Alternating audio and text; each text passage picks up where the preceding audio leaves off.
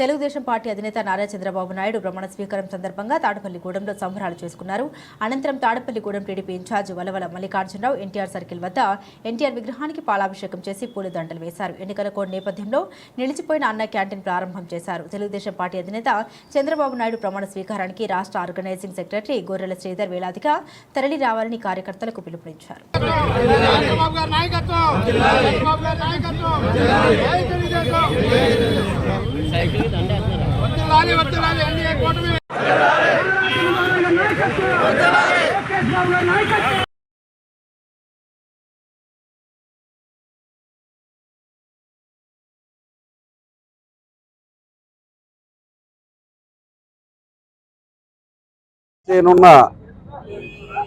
మా party Telugu Desam party జాతీయ అధ్యక్షుడు నాలుగోసారి ముఖ్యమంత్రి పీఠాన్ని అలంకరిస్తున్న సందర్భంలో తాడేపల్లిగూడెం నియోజకవర్గం నుంచి వారికి హృదయపూర్వక అభినందనలు తాడేపల్లిగూడెం నియోజకవర్గ తెలుగుదేశం పార్టీ తరఫున తెలియజేస్తున్నాం.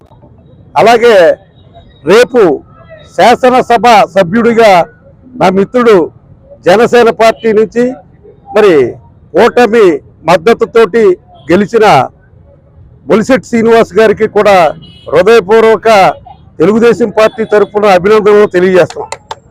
ముఖ్యంగా ఈరోజు మరి అన్నా క్యాంటీన్ మేము గత 84 వారాలుగా అన్నా క్యాంటీన్ మెయింటైన్ చేయడం జరుగుతూ ఉంది. పేద ప్రజలకి ఎవరికి అయినా సరే 500 మంది తగ్గకోకుండా ఇక్కడ ప్రతివారం అన్నదానం చేయడం జరిగేది. అయితే ఎన్నికల కోడ్ వచ్చిన తర్వాత ఆ కార్యక్రమాన్ని వాయిదా వేయడం జరిగింది. మరి ఎన్నికల కోడ్ అయిపోయి ఈ రోజున మళ్ళీ ఈ అన్నా క్యాంటీన్ని ప్రారంభించిన సందర్భంలోనూ అలాగే మా పూర్వ అధ్యక్షుడు మరి ఆంధ్రుల అభిమాన ముఖ్యమంత్రి ఆంధ్రుల అభిమాన నటుడు పద్మశ్రీ నందమూరి తారక రామారావు గారికి విగ్రహానికి వేళ పాలాభిషేకం చేసి ఈ కార్యక్రమాలు మొదలుపెట్టడం జరిగింది.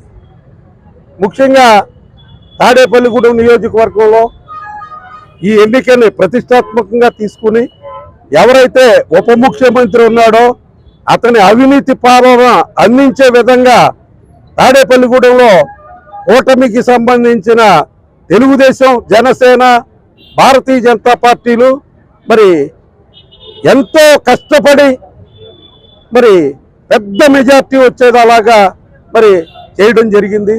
ముఖ్యంగా 62,500 మెజార్టీ రావడంలో కీలక పాత్ర